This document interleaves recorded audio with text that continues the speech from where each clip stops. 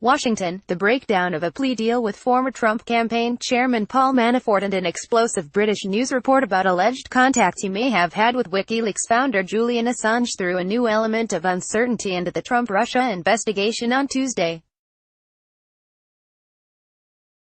A day after prosecutors accused Manafort of repeatedly lying to them, trashing his agreement to tell all in return for a lighter sentence, he adamantly denied a report in The Guardian that he had met secretly with Assange in March 2016. That's the same month he joined the Trump campaign and that Russian hackers began an effort to penetrate the email accounts of Hillary Clinton's presidential campaign. The developments thrust Manafort back into the investigation spotlight, raising new questions about what he knows and what prosecutors say he might be attempting to conceal as they probe Russian election interference and any possible coordination with Trump associates in the campaign that sent the celebrity businessman to the White House. At the same time, other figures entangled in the investigation, including Trump himself, have been scrambling to escalate attacks and allegations against prosecutors who have spent weeks working quietly behind the scenes. Besides denying he'd ever met Assange, Manafort, who is currently in jail, said he'd told special counsel Robert Mueller's prosecutors the truth in weeks of questioning. WikiLeaks said Manafort had never met with Assange, offering to bet London's Guardian newspaper $1 million in its editor's head. Assange, whose organization published thousands of emails stolen from Clinton's campaign in 2016, is in the Ecuadorian embassy in London under a claim of asylum. It is unclear what prosecutors contend Manafort lied about, though they're expected to make a public filing ahead of sentencing that could offer answers.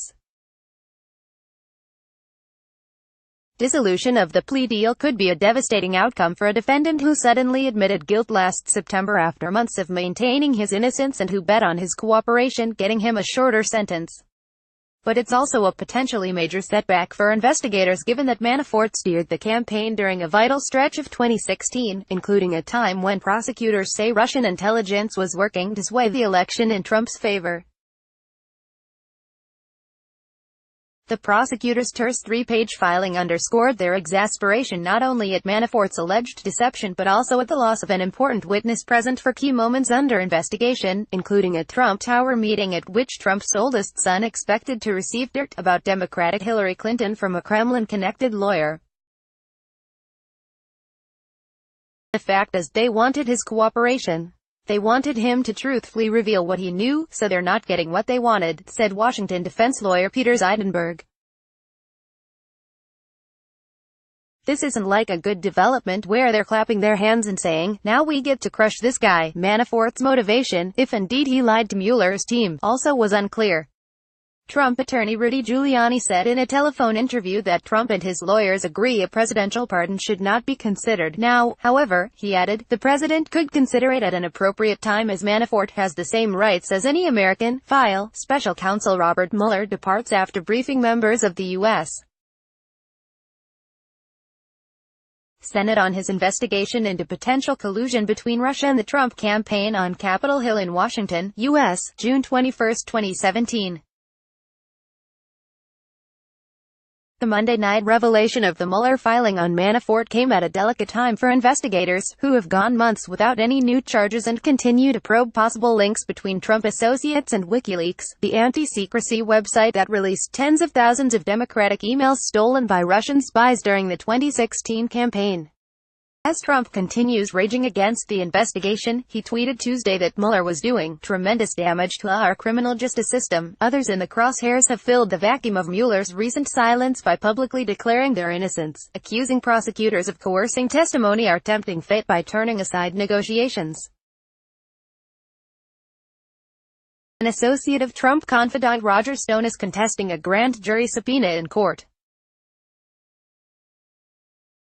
Jerome Corsi said Monday he was rejecting a plea offer and told CNN that being questioned was like being interrogated as a POW in the Korean War. File. Jerome Corsi, Center, who wrote The Obama Nation, Leftist Politics and the Cult of Personality, follows an Immigration Department officer holding his passport. Stone, under investigation himself for connections to WikiLeaks, has repeatedly disparaged Mueller's investigation and said Monday his friend Corsi was at risk for prosecution, not for lying but for refusing to lie. That statement called to mind a Trump tweet from earlier this month in which he stated without evidence that Mueller's investigators were screaming and shouting at people, horribly threatening them to come up with the answers they want. Manafort, for his part, had been quiet in public since pleading guilty to conspiracy to obstruct justice and conspiracy against the United States. He has met repeatedly since then with investigators. He remained in the spotlight Tuesday when The Guardian newspaper published a report saying he had secretly met Assange within days or weeks of being brought aboard the Trump campaign. The report suggested a direct connection between WikiLeaks and the Trump campaign. The Guardian, which did not identify the sources for its reporting, said Manafort met with Assange around March 2016, the same month that Russian hackers began their all-out effort to steal emails from the Clinton campaign. Manafort called the story totally false and deliberately libelous, saying in a statement that he had never met Assange or anyone close to him.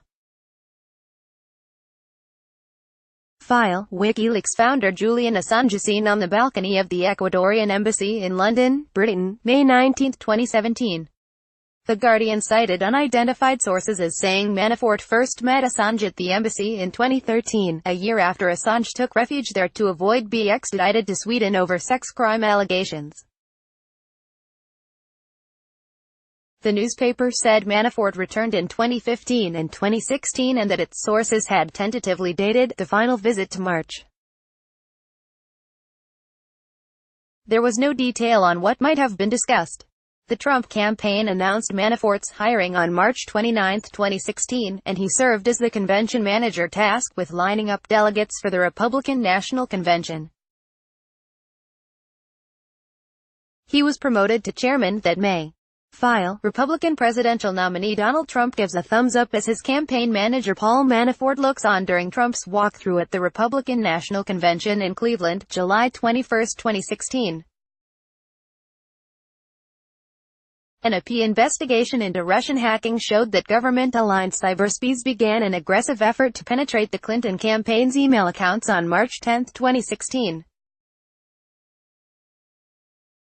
Justice Department prosecutors in Virginia recently inadvertently disclosed the existence of sealed criminal charges against Assange, though it's unclear what the case involves. Prosecutors were in court Tuesday arguing against unsealing any charge. Meanwhile, a judge may soon set a sentencing date for Manafort, whose hopes for leniency now appear dashed. The cooperating defendant usually is very aware of what's at stake, said Shanlin Wu, who represented Manafort's one-time co-defendant Rick Gates. What I always say to any client of mine who's contemplating that, there is no going back. It's like being a little bit pregnant, he added. There's no such thing.